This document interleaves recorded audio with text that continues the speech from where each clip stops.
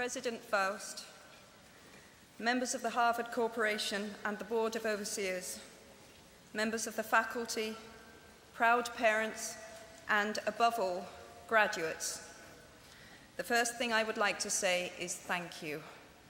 Not only has Harvard given me an extraordinary honor, but the weeks of fear and nausea I have endured at the thought of giving this commencement address have made me lose weight.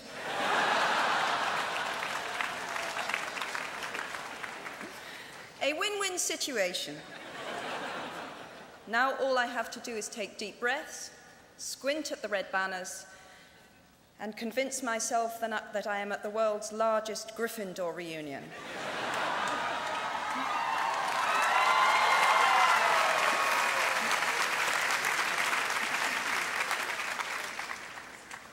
Delivering a commencement address is a great responsibility, or so I thought, until I cast my mind back to my own graduation. The commencement speaker that day was the distinguished British philosopher, Baroness Mary Warnock. Reflecting on her speech has helped me enormously in writing this one, because it turns out that I can't remember a single word she said.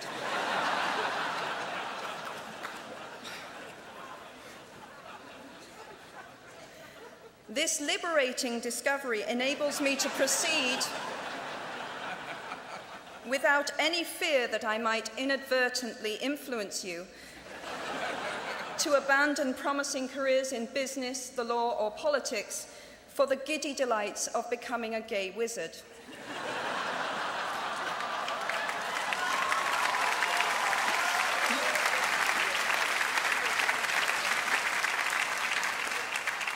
You see, if all you remember in years to come is the gay wizard joke, I've come out ahead of Baroness Mary Warnock. Achievable goals, the first step to self-improvement. Actually, I have racked my mind and heart for what I ought to say to you today. I have asked myself what I wish I had known at my own graduation, and what important lessons I have learned in the 21 years that have expired between that day and this. I have come up with two answers.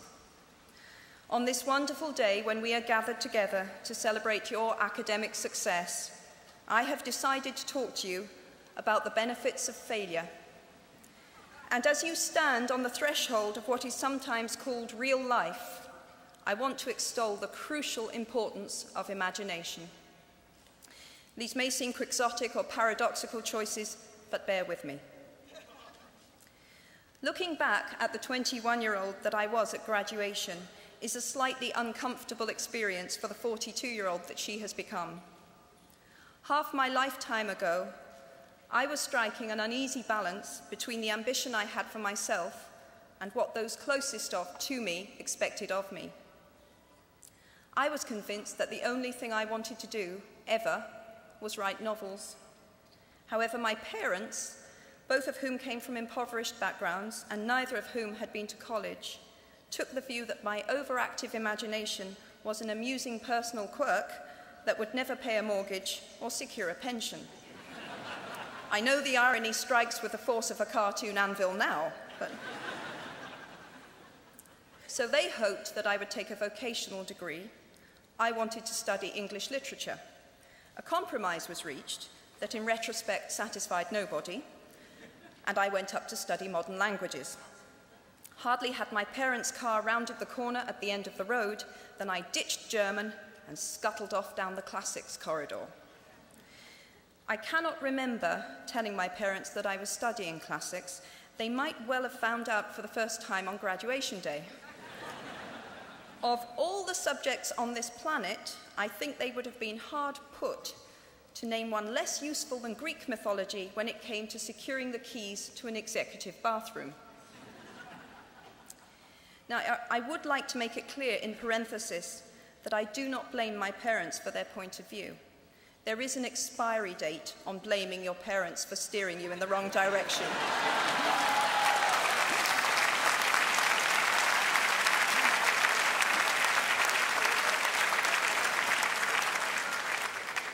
The moment you are old enough to take the wheel, responsibility lies with you.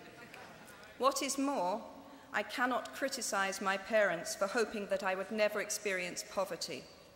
They had been poor themselves, and I have since been poor, and I quite agree with them that it is not an ennobling experience. Poverty entails fear and stress, and sometimes depression.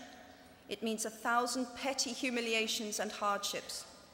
Climbing out of poverty by your own efforts, that is something on which to pride yourself, but poverty itself is romanticized only by fools. What I feared most for myself at your age was not poverty, but failure. At your age, in spite of a distinct lack of motivation at university, where I had spent far too long in the coffee bar writing stories and far too little time at lectures, I had a knack for passing examinations, and that, for years, had been the measure of success in my life and that of my peers. Now, I am not dull enough to suppose that because you are young, gifted, and well-educated, you have never known heartbreak, hardship, or heartache. Talent and intelligence never yet inoculated anyone against the caprice of the fates, and I do not for a moment suppose that everyone here has enjoyed an existence of unruffled privilege and contentment. However, the fact that you are graduating from Harvard suggests that you are not very well acquainted with failure. You might be driven by a fear of failure quite as much as a desire for success. Indeed, your conception of failure might not be too far removed from the average person's idea of success. So high have you already flown. Ultimately, we all have to decide for ourselves what constitutes failure. But the world is quite eager to give you a set of criteria if you let it. So I think it fair to say that by any conventional measure, a mere 7 years after my graduation day, I had failed on an epic scale. An exceptionally short-lived marriage had imploded, and I was jobless, a lone parent, and as poor as it is possible to be in modern Britain without being homeless. The fears that my parents had had for me and that I had had for myself had both come to pass, and by every usual standard, I was the biggest failure I knew. Now, I'm not going to stand here and tell you that failure is fun. That period of my life was a dark one, and I had no idea that there was going to be what the press has since represented as a kind of fairy tale resolution. I had no idea then how far the tunnel extended, and for a long time, any light at the end of it was a hope rather than a reality. So why do I talk about the benefits of failure? Simply because failure meant a stripping away of the inessential. I stopped pretending to myself that I was anything other than what I was, and began to direct all my energy into finishing the only work that mattered to me. Had I really succeeded at anything else, I might never have found the determination to succeed in the one arena where I believed I truly belonged. I was set free because my greatest fear had been realized, and I was still alive, and I still had a daughter whom I adored, and I had an old typewriter and a big idea. And so rock bottom became the solid foundation on which I rebuilt my life. You might never fail on the scale I did, but some failure in life is inevitable. It is impossible to live without failing at something, unless you live so cautiously that you might as well not have lived at all, in which case you fail by default. Failure gave me an inner security that I had never attained by passing examinations. Failure taught me things about myself that I could have learned no other way. I discovered that I had a strong will and more discipline than I had suspected. I also found out that I had friends whose value was truly above the price of rubies. The knowledge that you have emerged wiser and stronger from setbacks means that you are, ever after, secure in your ability to survive. You will never truly know yourself, or the strength of your relationships until both have been tested by adversity. Such knowledge is a true gift for all that it is painfully won, and it has been worth more than any qualification I ever earned. So given a time turner, I would tell my 21-year-old self that personal happiness lies in knowing that life is not a checklist of acquisition or achievement. Your qualifications, your CV, are not your life, though you will meet many people of my age and older who confuse the two. Life is difficult and complicated and beyond anyone's total control, and the humility to know that will enable you to survive its vicissitudes.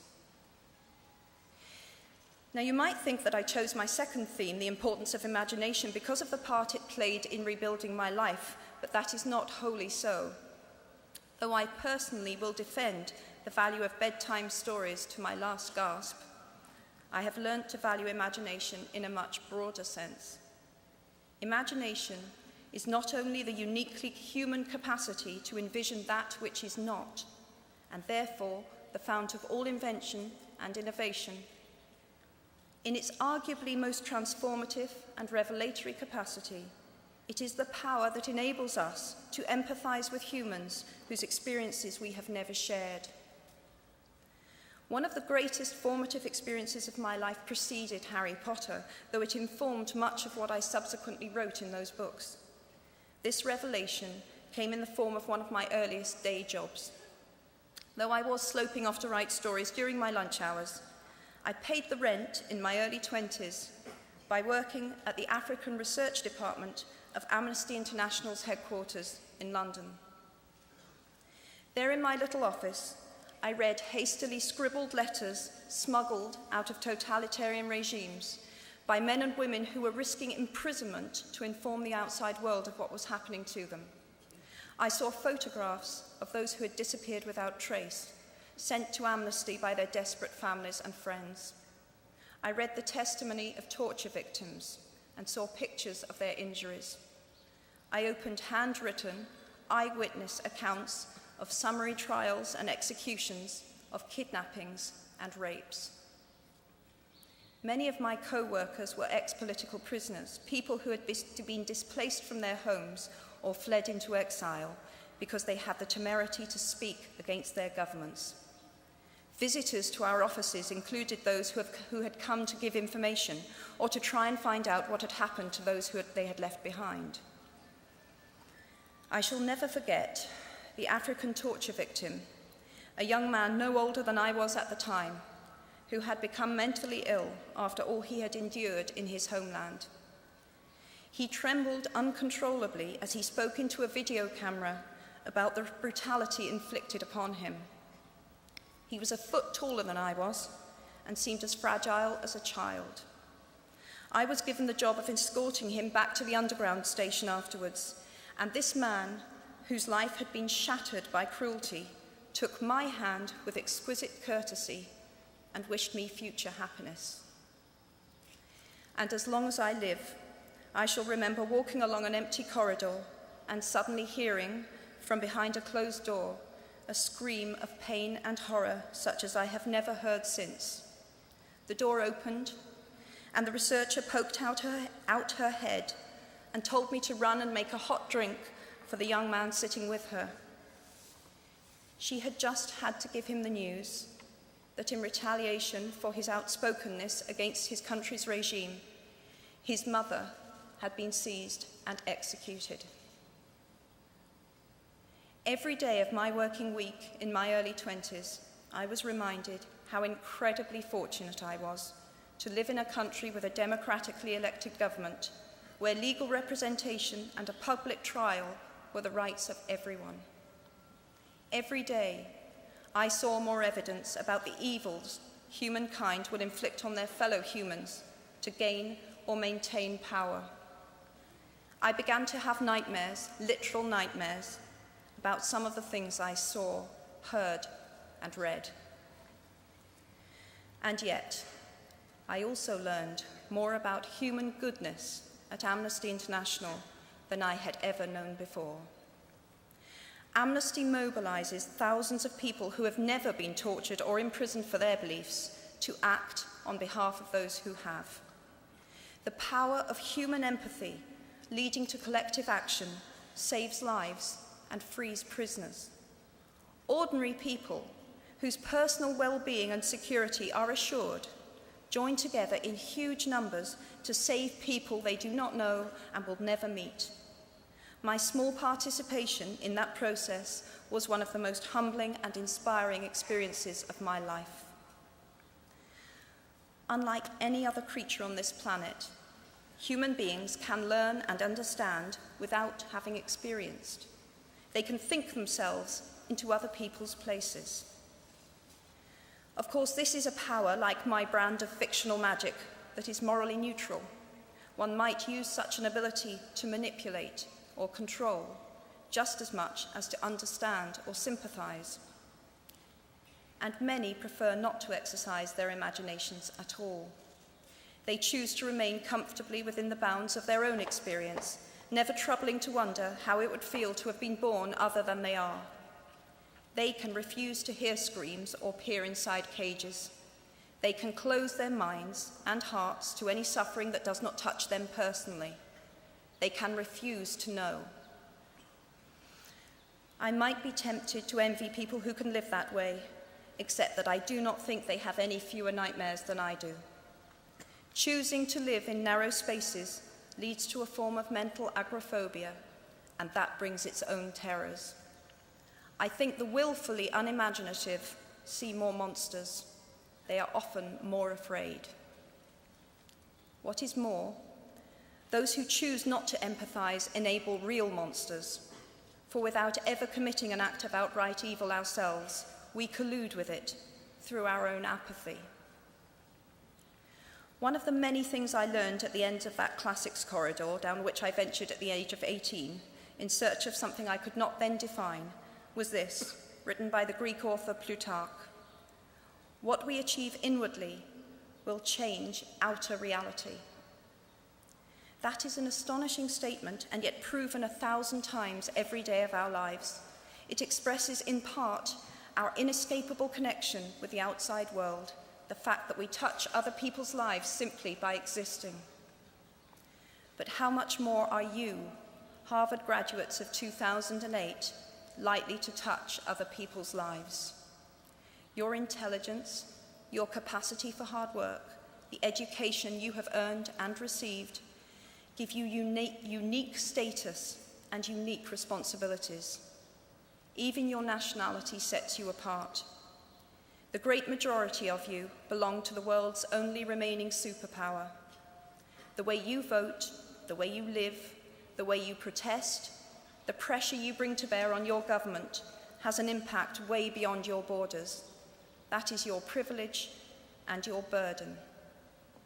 If you choose to use your status and influence to raise your voice on behalf of those who have no voice, if you choose to identify not only with the powerful but with the powerless, if you retain the ability to imagine yourself into the lives of those who do not have your advantages, then it will not only be your proud families who celebrate your existence, but thousands and millions of people whose reality you have helped change. We do not need magic to transform our world. We carry all the power we need inside ourselves already. We have the power to imagine better. I am nearly finished. I have one last hope for you, which is something that I already had at 21. The friends with whom I sat on graduation day have been my friends for life. They are my children's godparents, the people to whom I've been able to turn in times of real trouble, people who have been kind enough not to sue me when I took their names for Death Eaters.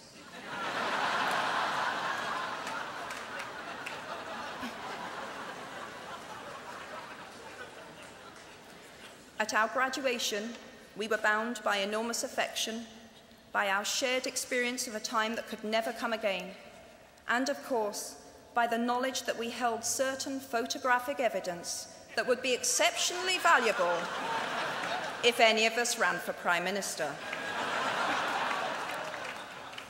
So today, I wish you nothing better than similar friendships, And tomorrow, I hope that even if you remember not a single word of mine, you remember those of Seneca, another of those old Romans I met when I fled down the classics corridor in retreat from career ladders in search of ancient wisdom. As is a tale, so is life. Not how long it is, but how good it is what matters. I wish you all very good lives. Thank you very much.